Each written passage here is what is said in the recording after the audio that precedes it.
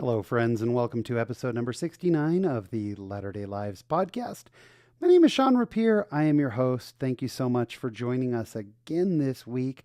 My guest, Greg Thredgold, has led such a challenging and just incredible life as he has battled depression and mental health for so much of his life. And he is so open and candid about it. And he's written a book, and he is a speaker and a life coach now. And this conversation is just amazing. I think probably all of us, whether we've struggled with some type of mental health issues or know someone who has mental health issues and depression, have touched every one of our lives, I'm sure, in some way or other. I know it has mine. Now, a little bit of a warning about this conversation, as these are heavy topics, and Greg is remarkably candid and open and just incredible. There is some pretty heavy discussion, and I would definitely recommend some discretion from children regarding this episode, but it's just an amazing, incredible discussion. Excited for you to hear it. This week in my latter-day life, I'm going to tell you a story about a time that I was so remarkably blessed for not going to the temple. So that's all coming up. Sit back, relax, and enjoy this week's conversation. And it is such a pleasure to have here in the Latter-day Lives studio today my guest, who is an author, he is a speaker, he is a life coach, and if the last name Thredgold sounds familiar to you, it's because you're an avid listener, or it could be because you're an avid listener to the show.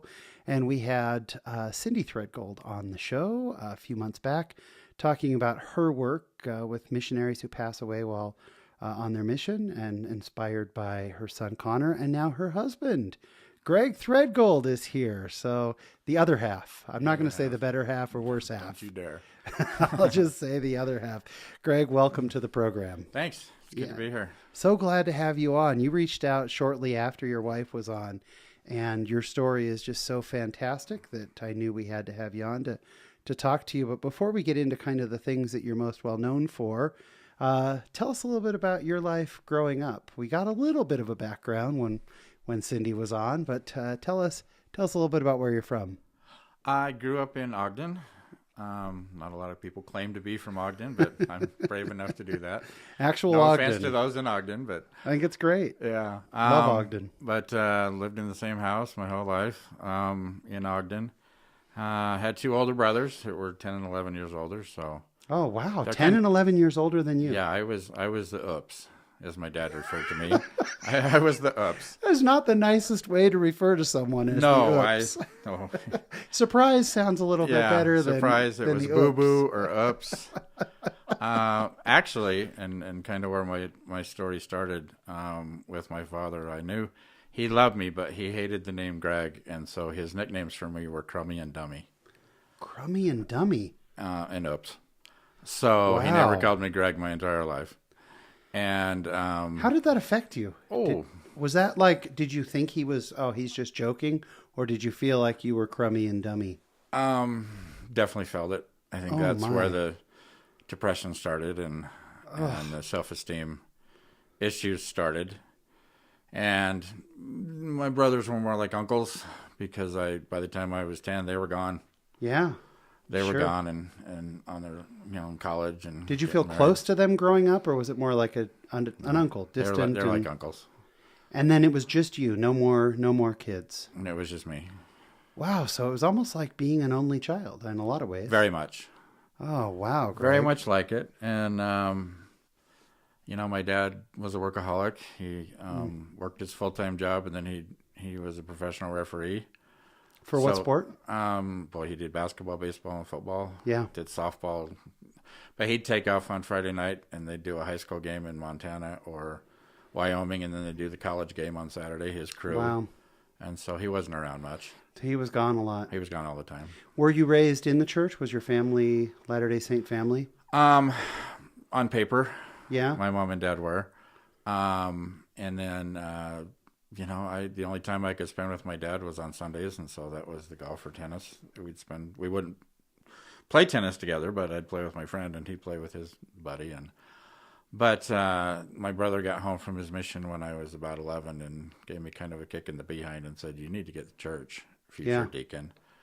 And so I did. And I told my dad I wasn't going to be able to go with him anymore on Sunday.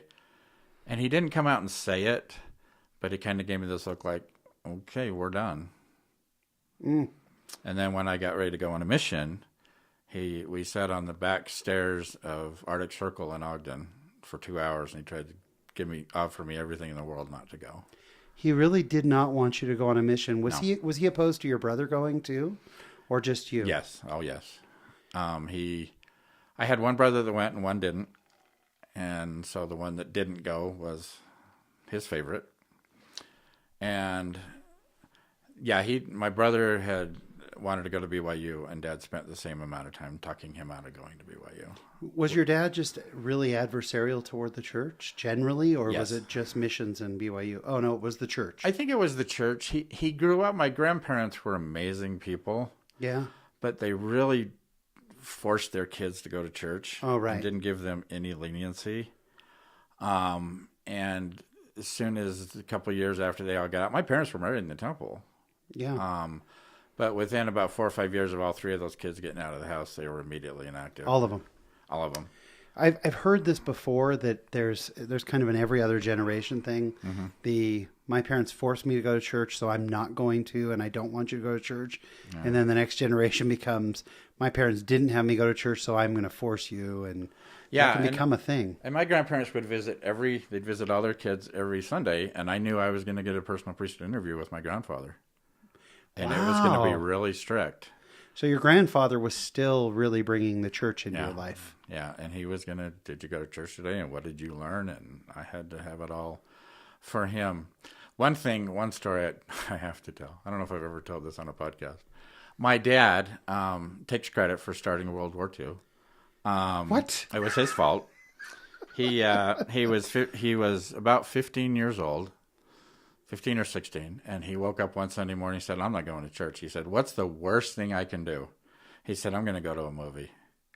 So he took the bus down to Ogden, got in the theater, sat there with his drink and his popcorn, and went, "This is great." He said about 15 minutes into the movie, they turned up the lights and said the Japanese had attacked Pearl Harbor. And he said, "I go to one movie on a Sunday and the whole world goes to war." That is amazing. Yeah, so he's told that story a few thousand times. Oh, that and is actually 9/11 happened on my dad's birthday. And when I called him to wish him happy birthday, he said I had nothing to do with it.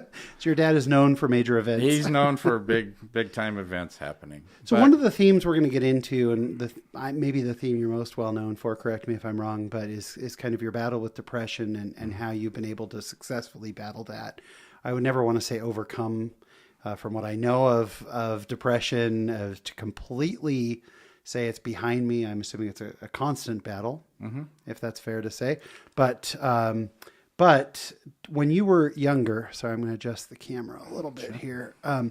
When you were younger, did you start to notice the signs of depression, or can you look back and see it then, or had it not manifested at all yet? Yeah, I can tell you when it started. Oh, interesting. Okay. Again, a little bit growing up with again, no relationship with my father. And my mother being super overprotective. That's got to be especially hard, because I have lots of friends who don't have relationships with their fathers, but it's because their fathers physically weren't there. Yeah. Your father was physically there. Oh, he was there. My parents were married 62 years. Just wasn't there. He wasn't there. Yeah. No. So I was seeking Mel in my life. Yeah, validation. Unfortunately, the only person that paid attention to me was one of the friends and neighbors who was a good friend of my brother's, who molested me. Oh. Starting at age 7. He was about 10 years older than I was, and he molested me and tortured me till I was about 12. Probably a couple thousand times. I don't know. It was almost every day. Because my mom worked, so I was a latchkey kid. As I got to 10 and 11, I'd come home from school, and that was what happened. But he was paying attention to me. And so psychologically, you don't know what to do. You're a little kid. And so that was part of it. And as I got into junior high and it finally stopped, and I got into junior high and high school, I just had this terrible low self-esteem. I couldn't be happy. Yeah. But it didn't have a name. I didn't know what it was. Yeah. I didn't know what it was. You know, I went on my mission with terrible anxiety. I remember losing about 40 pounds in the first 4 months of my mission. I was in the United States. So Where'd you go? Went to Columbus, Ohio. Yeah. Mission. And I was so stressed out that if I didn't baptize every single person I met, I was going to go, you know where? I wasn't going to make it to heaven. Yeah. And I was so stressed until about halfway through my mission where I finally got a district leader that said, you haven't had fun for the last year. Let's have some fun.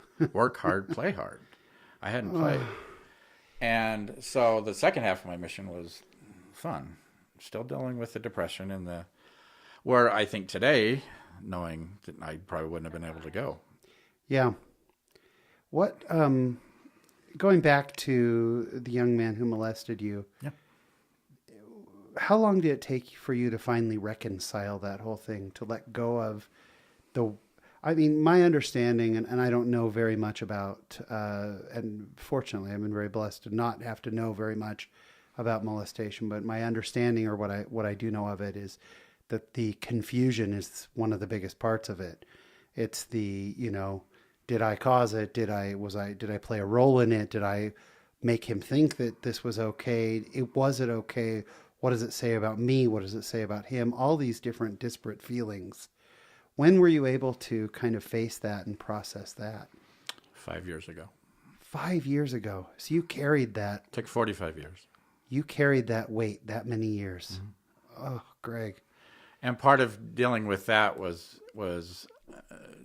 getting my miracle to beat the depression and the mental illness and anxiety. Yeah, which we're going to definitely talk about quite a bit. That helped.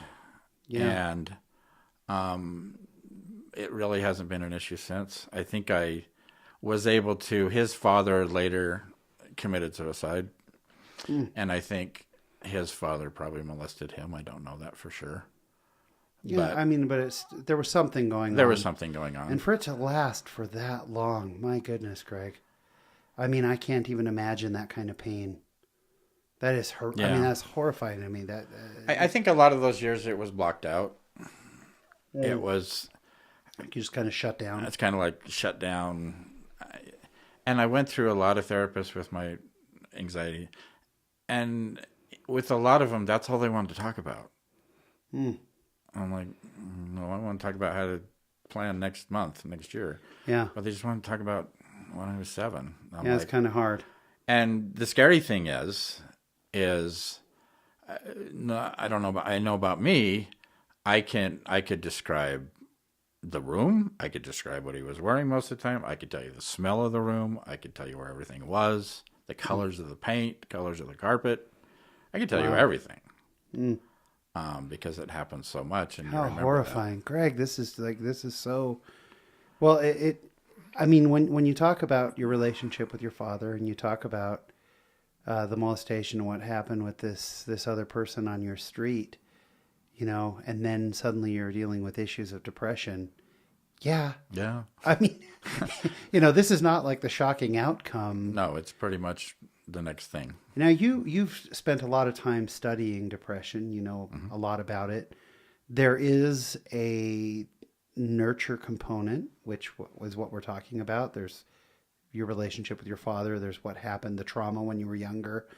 And then there's also the nature part of it where DNA, there are people who are maybe more predisposed to depression, which we have, in my own family, we have some nice heavy hits of depression and bipolar that have run through my family, through our DNA. Do you know, is there a history of depression in your family? My mother's father, I believe, he was an alcoholic. Which oftentimes is tied to depression. He lived separately from the family. Yeah. I know my mom would tell me that my grandmother would have to lock them in their room at night because he would walk around with a gun, and he was My drunk. goodness. Yeah, that's a lot. I never met him. He died just a few months before I was born. It's a lot of heavy stuff to bear. Yeah. So I know. Yeah. So there's something there. I think there is in almost every family. Like, the more I talk to people, the more I see that mental health, I'm going to be really broad here, that mental health issues, if I can just be broad, I don't see very many families that escape it, for one reason or another. There are, most of my friends, someone in their family is affected by some type of mental health struggle. Yeah, and the research I've done, they talk about everybody in their life is going to go through some time of a depressed period. Of course. I agree. Could be for a week, could be for a couple months, could be for 40 years, like I did. Yeah. That people are like, how long have you been depressed? I say, approximately 16,485 days in a row. And that's from my 7th birthday to my 52nd birthday. Wow. Well, let's catch up a little bit. You get home from your mission, and we know at some point, spoiler alert, if you listen to Cindy's episode, you meet Cindy, you guys get married. Yeah, I met Cindy. I actually went back, felt a strong prompting. This didn't help with my father. And he told me if I left on my mission when we were talking, if you go on your mission, our relationship's done, which wasn't much of a relationship anyway. Didn't go as far to say as you're not my son, but that's how I was treated the rest of the time. You're going to go. That's the stupidest thing you could ever do. Why would you waste all that time? And anyway, so I ended up feeling the Spirit when I was home in college. Good job. Felt Spirit, you need to go to Ohio now. I'm like, no, I was just there on my mission a year ago. And it said, no, you need to go now. So I went to the ward I used to be in. Yeah. I was actually a missionary in Cindy's ward. Had Yeah, Thanksgiving dinner at her house. That's so amazing. Walked into church. The bishop kind of looked up. Is that Elder Thredgold? And I sat down next to the ward mission leader that was there when I was there. And I looked around and I looked over and saw Cindy's family. And I said, oh, there's the Smiths. I said, oh, there's Grandma, there's Mom, there's her brother, there's her sister. I said, who's that? They said, that's Cindy. I said, I don't know Cindy. They said, oh, that's the missionary. Oh, she was on her mission when I was on my mission. Right. Yeah, I saw pictures of her. She saw pictures of me. I looked straight at him. I said, that's the girl I'm going to marry. Wow. And he said, have you two ever met? And I went, no. Wow. Because I'm not super spiritual, so I needed the angels to be pointing arrows down at this one going, this one, don't mess this up. You just drove across country. Don't mess this up. And by the time we got together, we dated 4 days and got engaged. 4 days and got engaged. And got married 6 months later and been married 34 years. That is so awesome. I love that story. I used to tell my kids before they were married, you do that, I'll kill you. But I'm the same way. I got married. We got married 6 months, less than 6 months after we met, and we've been married 24 years. But I tell my kids the same thing. Yeah. Do not do it. So I'd love to hear the BYU stories. Oh, we only dated a month. I'm like, what took so long? 4 days. Come on. So I don't think we've been beat yet, but. So we've heard a little bit of the story of your family, quite a bit of the story of your family, of your sons, and I would recommend, gosh, for our listeners, if you have not listened to Cindy Thredgold's episode, please go back. And I don't want to double up on too much of it because I want to stay focused a little bit on you and your depression and then your book and the coaching that you do, because I'm so fascinated by it. I think it's just such an awesome message. Talk to us a little bit about how your depression affected kind of your marriage. Let's say from the time you got married up until the time you found your miracle. What are some of the things? I'm sure I know personally, like I said, I think like you said, everybody has times of depression. I will say, just opening up and being a little bit vulnerable, I believe the midlife crisis is a very real thing, being 46 years old, where you're kind of crossing some things off your list you thought you were going to do in your life, and kind of you have this weird moment where it's like, wait a minute, my life's actually happening. I think I've hit some of that a little bit, but I haven't had what I would not consider myself someone who struggles with depression. So for our listeners who maybe don't know about it, two things I'd love to know. One is if you could kind of describe to the best that you can what depression is like. Mm-hmm. And I don't know that there's a way to put that into words, but I would love to hear it. And then secondly, kind of how it affected you as a father, your marriage, your career, all these other things. Yeah. A lot of people have tried. There's a lot of quotes out there trying to describe depression. The best one I've found is, imagine you're in a pool drowning and everybody around you is just going on with their lives and nobody sees you. Oh, that makes me want to cry. That's the best one I've seen or heard. That's how you feel. Everybody is just going on with their lives and they have no idea what you're going through. Do you feel like screaming? Just like, hey, everyone, do you not see me drowning? You're too embarrassed. Really? Again, if your arm's broken, Sean, everybody comes over, right, it's on your cast. If your head's broken, they go the other way. I'm actually finishing up a new fireside that I do for different wards and stakes. And I deal with bishops, and they send people to me for life coaching that are dealing with depression. And I run this by the bishops because I said, is this too strong? And I run the title by them, and they go, no, it's perfect. I said, the modern day depression, the modern day leprosy. Depression, the modern day leprosy. Because you're treated like a leper. Yeah. You're ignored. People turn and go the other way. This is at church. People go and turn the other way. They don't talk to you. They don't know what to say. So let's just ignore him. And he's not right in the head. So you're treated like a leper. And you go to church and you feel like a leper. Wow. You feel like a leper. And instead of, John, by the way, gave us a great talk, the best 3 hours of the week, it's the worst 3 hours of the week. Yeah. It's the worst 3 hours of the week. Do you think it's that, how much of it is your perception being in the throes of depression, and how much of it is real and people don't know what to say and they treat you like a leper? How much of it is, how much do you think of it is? I've had times personally where I've thought, we call it the committee in our heads or whatever, where the committee is telling me, hey, you don't belong here, whatever. And then later I've been able to step out and go, yeah, that was probably more me than them.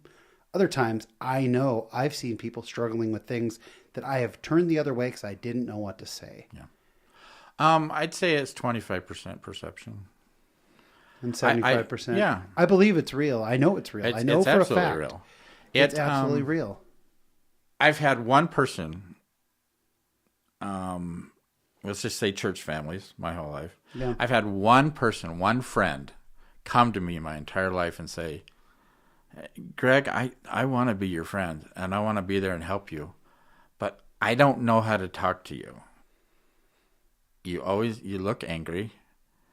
You look like you're just going to explode. I don't know what can I do? How can I talk to you? I've had one person ask me, how can I do that? How did that make you feel when you got asked that? Made me feel amazing.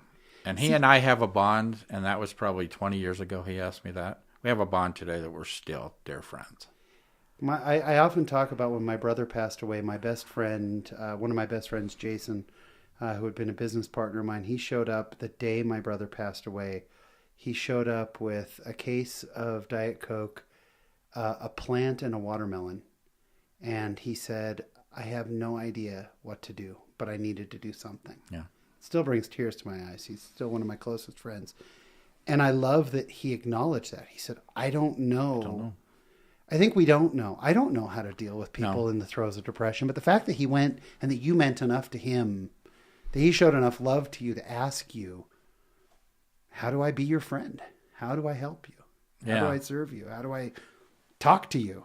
And I think what I had to get over, and I did after I made the changes and pretty much didn't have to deal with the depression all the time, or sometimes not at all for long periods of time, was they didn't know what to say because I'd be so angry at them. Really? Yeah. You're going to walk away from me because you're screaming out for help. You're just not verbally doing it. Mm. You are sitting there, the loneliest person, feeling like a leper. And I've seen good people. I've seen my high priest group leadership walk down the hall and turn around and go the other way. And that wasn't my perception. That they did that. Wow. And I believe it's like, I've had bishops get so frustrated with me that they yelled at me in their office. And I'd look at my wife and go, why is he yelling at you? It's because he doesn't know what to do, honey. He's so frustrated and he wants to help you. I said, why is he yelling at me? I'm depressed. But even the little things, the few times as an adult that I've planned suicide, and I've had 4 attempts in my life. Wow. I had a couple of plans. 4 attempts at suicide and some plans. Yeah. My wife, actually, and my kids found me once, ready to slit my wrists in Arizona. I had one where I had made a plan to kill myself after church. I was going to meet a guy I'd met, KSL or whatever, to buy a gun, or some website to buy a gun, and I was going to kill myself. And every time that's happened, God has sent somebody in my life before it happened to make me stop. And all it was is I'd sit out in the foyer because I didn't want to be around everybody. And a girl came in our ward that I've known since she was little. She was about 12. And she just said, "Hi, Brother Thredgold. How are you today?" And she came up and she said, "Can I give you a hug?" She's never done that. On that day. On that day, and it told me that God did care, and he was there. Yeah. And I actually went that night to her parents, and I said, "She saved my life." And all she did was say hi and give me a hug. Another time it was, and the mind can, I'd baptized, or I'd promised my home teaching family I was going to go to their son's baptism. And then 2 hours later, I was going to go kill myself. But I'd made a promise, and dang it, I was going to go. And this will hit home with you. A new guy in our ward that had been put in the bishopric came to me after, and I didn't know him very good. He'd only been there a couple months. He was in the bishopric. And he said, "Brother Thredgold, I just want to know, I was at the temple this morning, and I walked all the way out to my car, and the Spirit said to go put your name on the temple roll. So I walked back in and put your name on the temple roll. I just wanted you to know that." His name was Blake Repair, a relative of yours. Yeah. He's now my stake president. Blake's an amazing man. Amazing. Yeah. And that was another time it got saved. But during the marriage, we didn't know what it was. I would just explode in anger, not physical or not verbal, but I would just, and I was depressed, and the kids didn't know which dad was coming home from work. Did you have extremes, or were you constant? Like, did you have days where you were the happy, let's go out to dinner, everything's wonderful, and then kind of, I know some people who've been through depression who do the manic, and then the, 3 or 4 days they're on top of the world, and 3 or 4 days they can't get out of bed. I know other people with depression who it's constant. They're just kind of always Mine upset. was constant, but I was on, for years, I was on about a 9-week cycle after I started to track it with therapists. Okay. Where I'd just be depressed, and that's where I was, and I wouldn't have highs and lows. I just have all lows. And then I would go, great. I'd be on top of the world. Yeah. For about 3 days. Just living, loving it, just doing things, writing, reading, happy, laughing. And then I would crash for a week. And it would just be living, you know what? Yeah. Where I just wanted to die. Were you able to maintain work during all this? I was. I could hold it together just long enough. Yeah, I've heard that before too. I could fake it really good at work. Kind of create a toolkit to be able to work for a while, and then boom, the real you is at home. Because I'm exhausted. Because you've held it together. It's like working 24 hours in 8. Yeah, or I could teach a really great gospel doctrine lesson. And nobody in our ward had a clue, any of our wards, what I was suffering from, because we kept it a secret, because that's what you do. You don't let anybody know. Because it's leprosy. You pull down your sleeves. You don't want anybody to see the skin. Nobody to know. Wow. But then it would take, to do that 40-minute lesson, I would exert probably 4 days of energy. And so 3 hours later, I'm curled up in a ball on my bed in the dark, screaming. And people go, wow. And so when we finally came out on a 5th Sunday and shared my story, and Cindy talked about what it's like to be married with somebody with depression. People were shocked. You? I'm like, yeah. You had no idea. I know a lot of people with depression talk about how they feel like they're almost in a Halloween costume when they're at church or when they're at other places. They're putting on such this show. Oh, yeah. You know, it's like an actor putting on a play. Hey, I'm Greg Thredgold, the awesome father, husband, gospel doctrine teacher, the career professional, all these things. Yeah. And deep down they're going, no, I want to be crawled up in a corner in a ball. I don't want to be alive. Yeah. Did you feel like there was a duplicity there? One of the greatest talents that people that have depression suffer from is they're really good liars. Yeah. We learn to lie really good. How you doing, Brother Thredgold? I am amazing. Man, if I was any better, I'd have to be twins. And they go, oh, great. And I could just fake it. And I was just going inside, please help me. Please give me a hug. Please, I want to die. I want it to go away. And I've been able to see that in a lot of my clients that I work with that suffer from it. They've spent their life trying so hard. Yeah. And I can even see it, and I'll lean over to Cindy and I go, man, they're dealing with it because they're trying so hard. Did Cindy ever confront you? Was it ever a, hey, we need to talk, we need to address this? Before I asked her to marry me, I tried to scare her away. I said, don't marry me.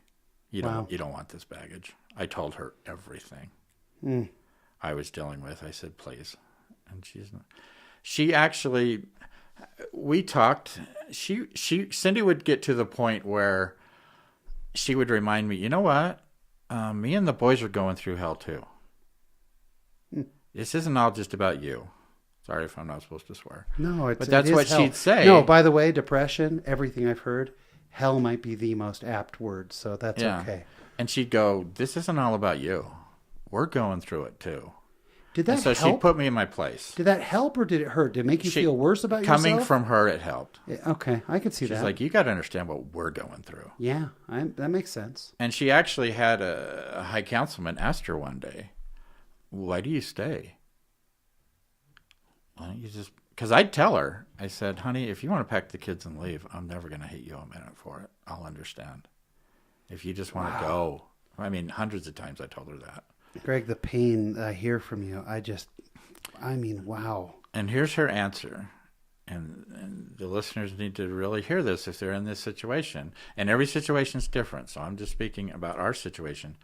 She looked at him and she said, well, if I did that, what does that say about me?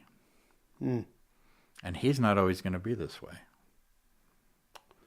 He's going to get resurrected and it's going to go away. She said he's either going to get fixed in this life or the next. But what does that say about me if I walk away? Yeah.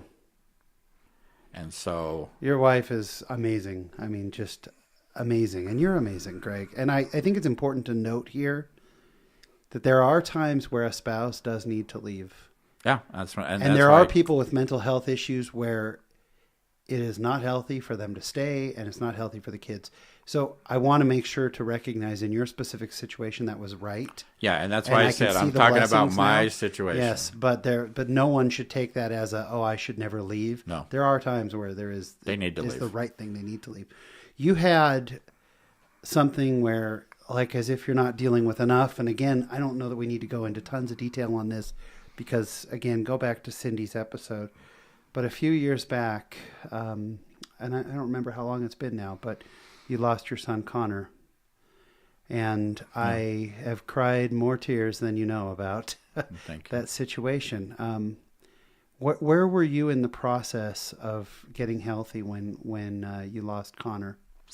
When Connor passed, and he passed on his mission in Taiwan, he and his companion, it's been 4.5 years ago. Yeah.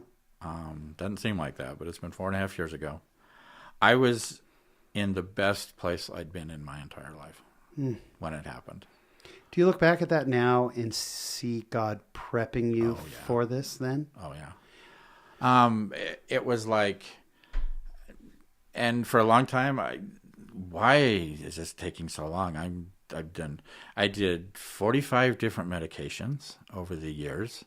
I had 18 therapists. I read every book. I took every test, every assessment they wanted me to do. Working. I was a straight A student. I wanted to beat this. I was doing everything I could. And I'm like, why is this taking so long? It's been 10 years. It's been 20. It's been 40 years. And I wasn't seeing his hand in it. But then suddenly people came into my life. Yeah. And at that point, I was about as bad as I'd ever been. I was just, I give up. I'm done. And the bishop begged me one more time to go to a therapist. And I said, it's not going to do any good, but sure.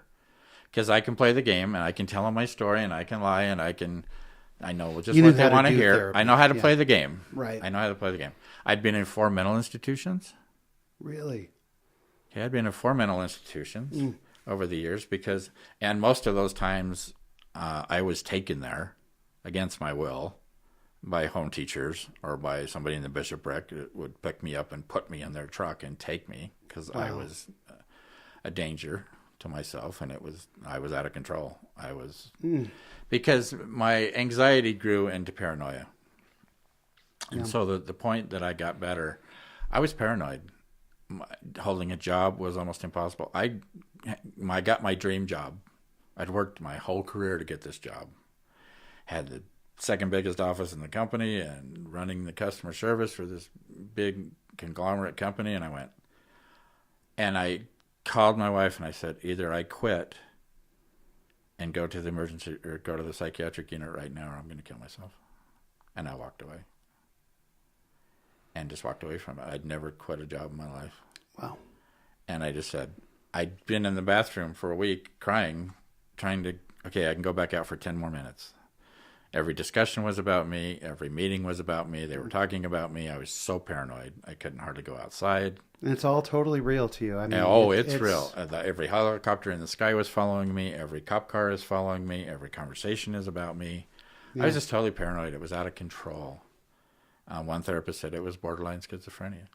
And yet you recognized that you needed help. Oh, yeah. That to me is amazing. I know someone we were very close to someone who went through something similar, but he could not see the forest for the trees. It was that we were all wrong. He didn't need help. We all needed help. And then he actually told me that I had demons inside me that were speaking. You're the sick one. Yeah, you're the one who's sick.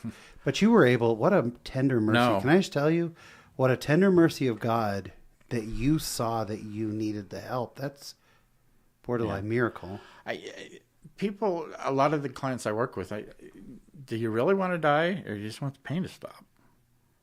Yeah, I just want the pain to stop. That is an amazing question. We had Gaynalyn Condi here on the show. She talked about her sister's suicide, and her simple message is stay in your body at all costs. But I love that question because it's true. People don't want to die. They don't die. They want the pain to stop. They just want it to stay away. Someone I know very close to me tried to take her own life. And later I was talking to her, and she fortunately didn't. She didn't succeed. She took a lot of pills, and they were able to get her to the hospital on time. And I asked her, I said, so did you really want to die, or were you just hoping to get help? And she said, I didn't care. She said one way or another, the pain had to end, and either I was going to get the right level of help or it was going to be over, and I didn't care which. Yeah, and I point out to clients, I said, okay, how many days have you had where you just didn't think you were going to get through the day, and you were doing it 5 minutes at a time? I've had thousands of them. I understand that. And they said, I've had hundreds of them. I'm like, great. Did you realize you have a 100% success rate of getting through the hardest days in your life? I said, that's pretty good. You have a 100% success rate. Oh, that's amazing. Of dealing with the hardest things you never thought you could deal with. Yeah. Excuse me. No, go ahead. So I went to this last appointment the bishop asked me to go to, and I'm like, okay, whatever. I'll go play the game. And didn't like the therapist. We just didn't click. And I have a bad attitude. I wouldn't have clicked with anybody that day. And I said, I'm going to leave. And she said, no, actually, you're not. And she said, I'll be right back. And she had 2 guys standing at the door to the therapist. She said, you're not leaving because you're about 30 minutes from killing yourself. I said, no, it wouldn't take that long. It'll probably happen out in the parking lot. She said, I'm not going to let you go. Not going to let you go till your bishop or stake president or the police come. You're not leaving, so we might as well chat. And I wasn't really happy. And she says, we got to go way outside the box. You've had 18 therapists, 45 medications. You've been in 4 mental hospitals. And this is what came out of her mouth, Sean. She said, maybe you should look into a lobotomy. And I went, what? I said, show me your diploma from school. She said, no, I'm just thinking out of the box. You got to go crazy to get better. And I'm like, wow. And her credibility just went out the door. And then she said, thank heavens, this person that God put in my life for a half hour. She said, I don't know much about ECT, electric convulsive therapy, shock treatment. What they call it. She said, but I know I've had one patient do it. I don't know how it turned out. Would you at least call this place? They do it at the University of Utah. They do it all the time. And I played the game. I said, if I promise to call her, will you let me go? And I convinced her to let me go. Yeah. No plan on calling the person. Right. But I did. I called, and this sweet lady up at the University of Utah spent 2 hours on the phone with me trying to get me to come up to at least talk to the doctor. She said, a lot of people, this is the last resort. Sure. We have a great success rate. I said, okay, I'll come. The drive up there was so scary because of the paranoia.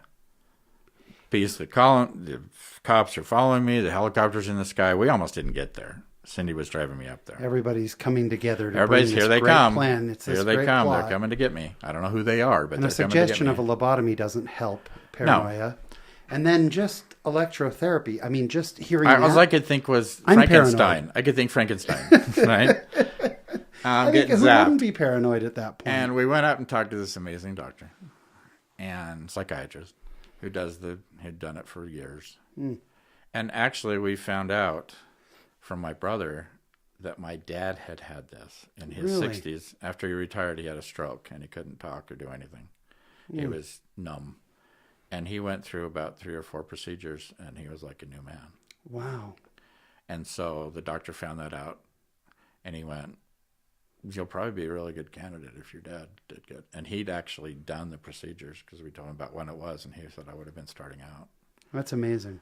And anyway, he said, I think you'd be good. And this is where we found out the 45 medications, because every time he mentioned a medication, we were on it. And we had a long conversation because he said not everybody qualifies.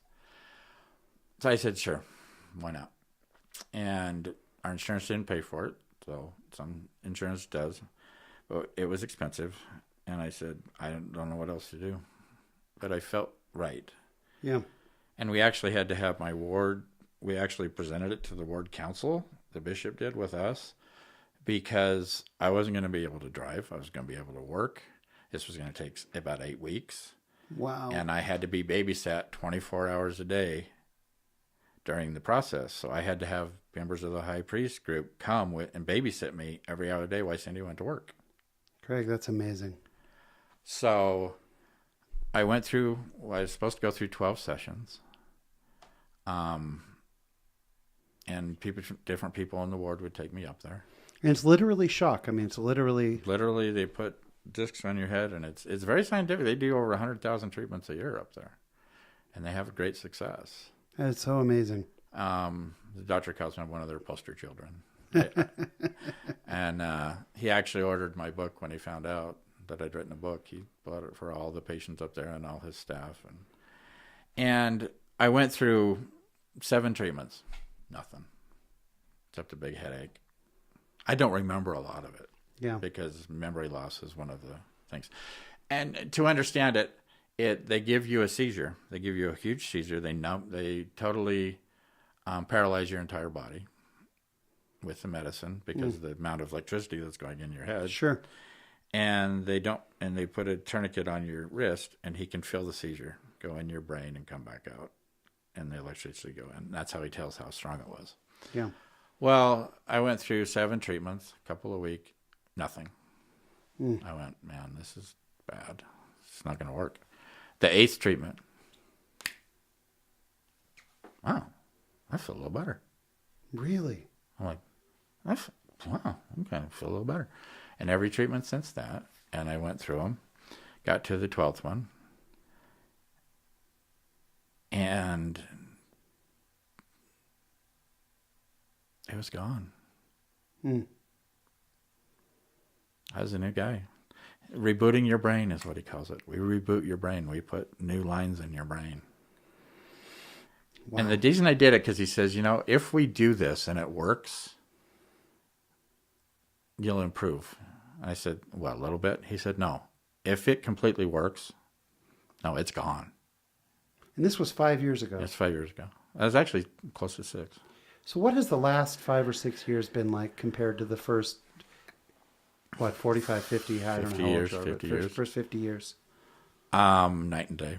Yeah. I feel like a different person. Absolutely. And again, it's not for everybody. And my book is about miracle. Yeah. Tell us a little bit about your book. What's the book called?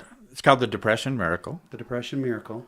And it's the 7 keys I found during my process to shatter the chains of anxiety, depression, and the unfulfilled life. And you're not stating that electrotherapy is the miracle. It's go out and find your miracle. It was my miracle that I've been searching for my whole life. That was your God, miracle. what did I need? It could be a medication. I've met people that medications are amazing. Could be a therapy. I had tried 45 of them. Yeah. It's like I've tried everything, but I kept searching and I kept searching and I kept searching because I'm my only motivator. Yeah. Sometimes we sit and go, oh, I hope God answers my prayers. And we just sit there and we wait for someone to motivate us or make us better. And we got to go and we got to do it. And the amazing thing was it had side effects. I had terrible memory loss. There's some things I can't remember, and that's part of it. I didn't know how to be happy, Sean. I haven't been happy since I was 6.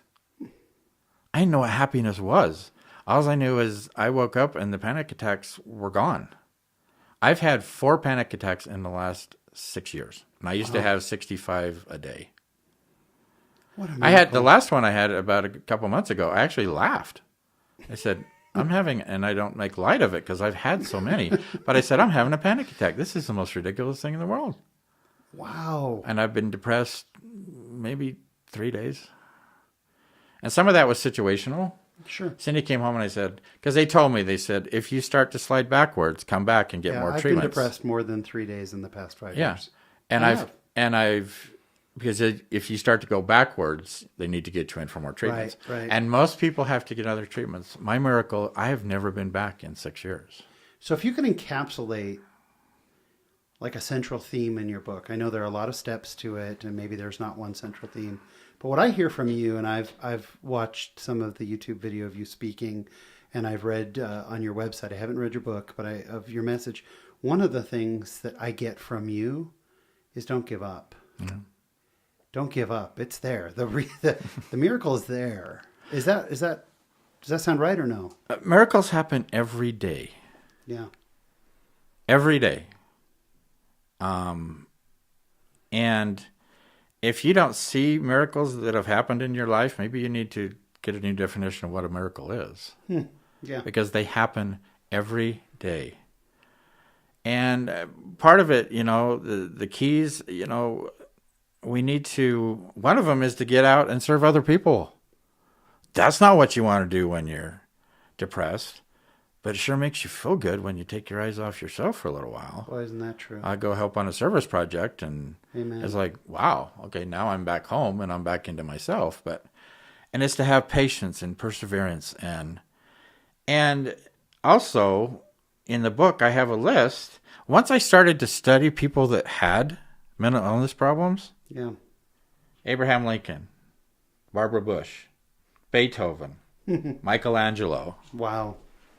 Barbra Streisand, Charles Dickens, Donny Osmond had a terrible anxiety disorder.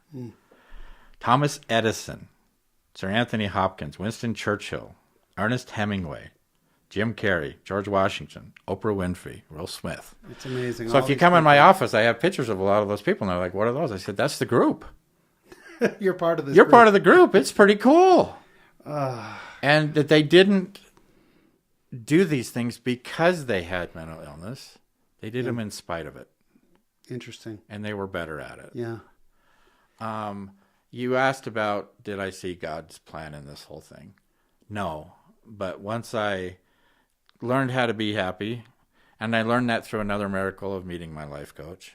Yeah. Who filled in all the blanks because I didn't know what happiness was. But you couldn't have done anything with that life coach before you were in a position. Oh, absolutely not. I mean, 10 years ago, this life coach would have meant nothing to you. It was the perfect timing. And so now you are now an author who has written about this.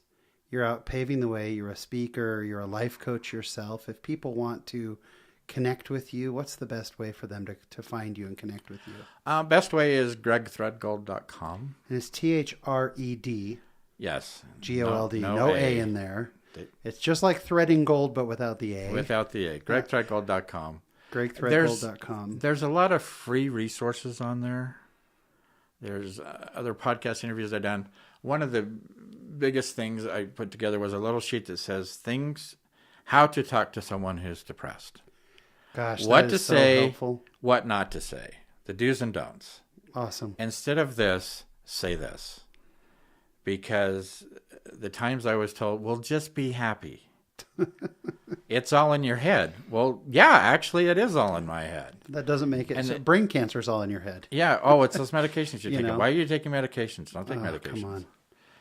And everybody's an expert, right? Yeah. And the thing so I went through the training with the coach, and then she had an answer to prayer that said I should be a life coach. And I laughed. I was a professional photographer. I have been pretty much my whole life. And I went, no. And she said, no, I think you really should. Your story needs to be told. Yeah. And two things happened to me the night that I decided. I remember a priesthood blessing 16 years before that I'd been blessed that I would beat this. Wow. And I thought, okay, so it's going to happen pretty soon. 5 years, 10 years, 15 years. Really? And then I got a blessing right before the ETCT that said, you're going to beat this soon. And I saw everything fall into place in my life, how God I had to go through all this so I can work with people and say, I know exactly how you feel, pretty close. Yeah. And sometimes they sit and they explain a panic attack, and I go, I know how you feel. And they're like, you're the first person that ever understood panic attacks. Mm. So I went through more certification with her to be it. And I went home and I told Cindy, this was in July of 2014. I said, I am happy as I'd ever been since I was 6 years old.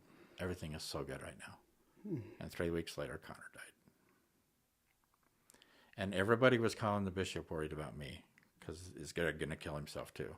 And if it had happened 5 years before that, yes, I would have killed myself the same day. I wouldn't have been able to handle his death. But I was in such a good place to handle the hardest thing I've ever. Yeah. And you hear losing a child. It brings on a pain that I didn't even know existed. I can't imagine it. I literally don't want to. No. And I can't imagine it. But I was in such a good place, and God had prepared me for that. And my life coach called after she found out, and she said, well, your story just got bigger. What an interesting way to look at it. She said, now you're going to help more people. Oh. And again, with Cindy's work of reuniting with these families and helping these families and being there for other families that have lost missionaries. And then I did some speaking and some firesides, and some friend of mine says, you need to write a book if you're going to be a speaker. Yeah. And his joke was, nobody's going to read it, but you need to have a book. And so I wrote the book, and it came so easy. And Connor was part of that. He pushed me. The process, finding it, writing it was pretty easy because it was my story.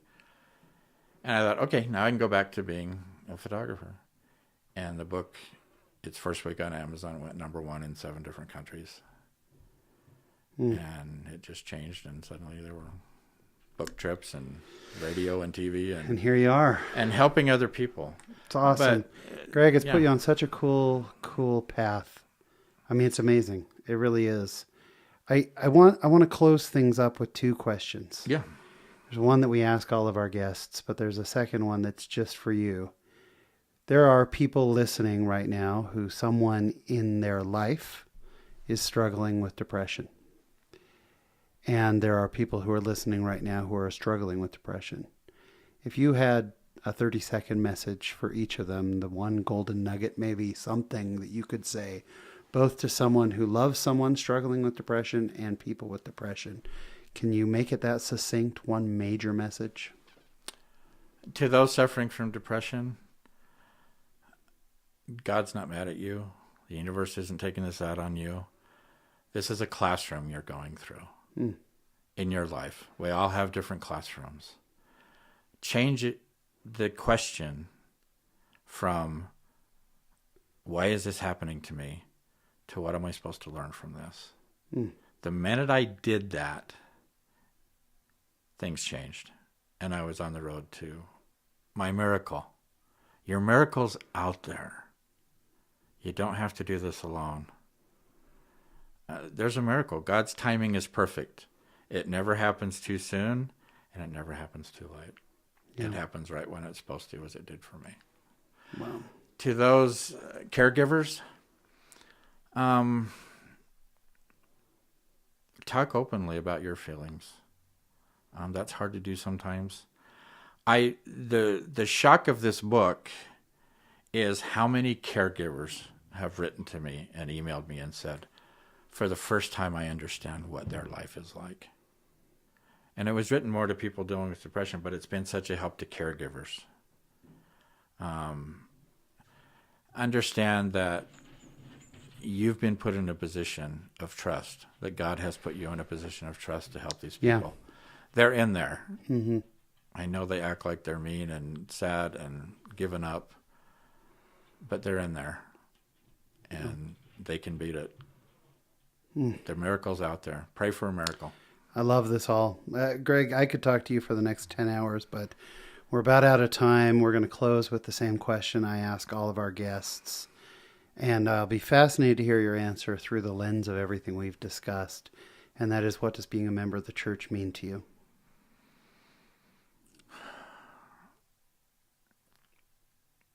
The simple answer is, Sean, I wouldn't be here without it. I wouldn't be here without the priest's blessings. I wouldn't be here without my name in the temple. If the quick thing is, back to, if you don't know what to do with somebody suffering from depression, one of my best friends, one who took me up to my treatments, always been there for me for 20 years that I've known him. He would constantly come and remind me and see me in church. He says, I go to the temple every week, and I put your name in the temple every week since the day I met you and found out you suffer from depression. Put their name in the temple. Yeah. I do it for people. I did it the other day for someone going through something I didn't know they were going through. It takes 3 minutes to call and do it. But that strength that he did that every Thursday for almost 20 years. Again, the prayers.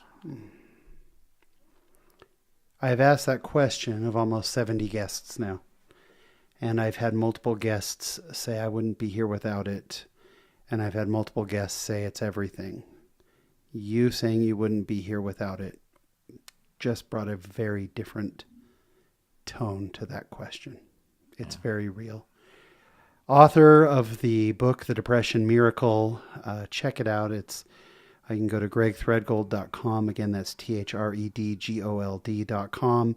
The book is The Depression Miracle. He is a father, a husband, a speaker, and a true survivor.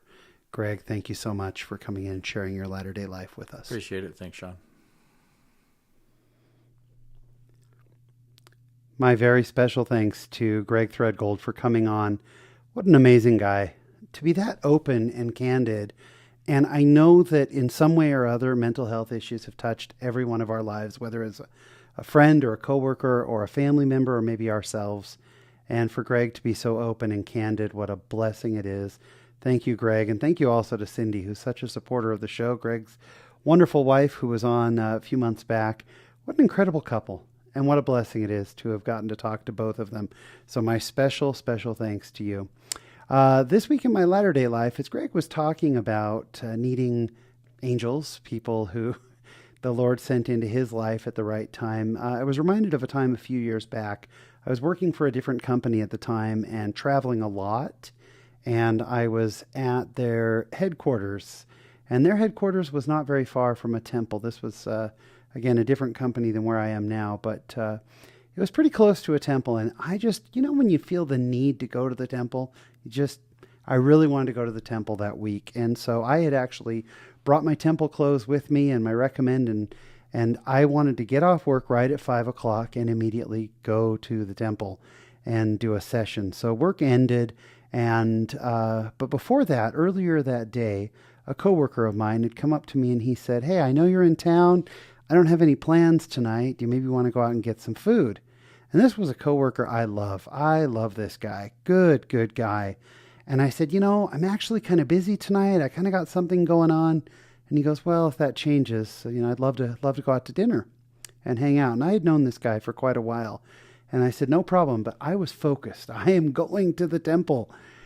And I got off work and I went to my hotel and I checked into the hotel. And when I went to check in, the person at the hotel, this was not the normal hotel I stayed at. This was a new one. And the person said, "I'm sorry, we don't have a reservation for you." And I said, "Come on, I need to check in because I need to change so I can go to the temple."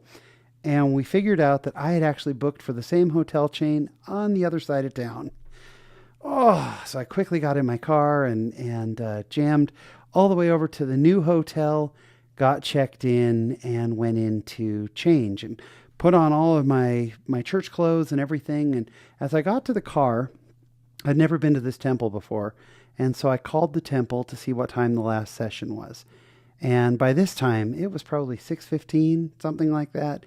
And I think she said, "Well, the last session is at," let's say it was 7 o'clock, something like that. And this was one of the newer, smaller temples. And I said, "Oh, great, I can still make it." And she said, "Wonderful, would love to have you. Do you have a reservation?" I said, "Reservation? For what?" And she said, "Oh, because our temple is smaller, we actually encourage reservations. And I'm afraid we have nothing left for the last session tonight." And I said, "You got to be kidding me.